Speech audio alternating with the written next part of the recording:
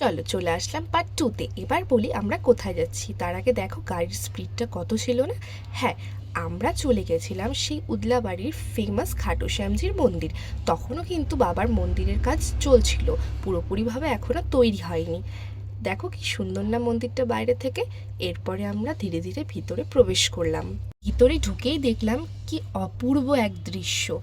ওয়ালগুলোতে এত সুন্দর নিখুঁত কারুকার্য ছিল, মানে ভাবার বাইরে। তোমরা যদি সামনে থেকে দেখো সত্যি অবাক হয়ে যাবে। একটা সেকেন্ড জন্য তো আমার মনে হচ্ছিল যেন আমি রাজস্থানে পৌঁছে গেছি।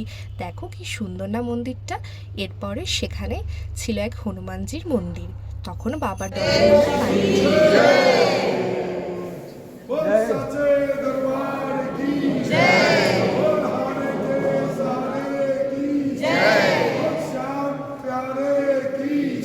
দেখো বাবাকে কি সুন্দর লাগছে না দেখতে। তখন চলছিল বাবার আরতি। আরতি শেষেই আমরা চলে গেলাম পাশে একটা শিব মন্দির। পার্ট 3-তে তোমাদের জানাবো সেদিন আমাদের সাথে কি ভয়ঙ্কর একটি ঘটনা ঘটেছিল।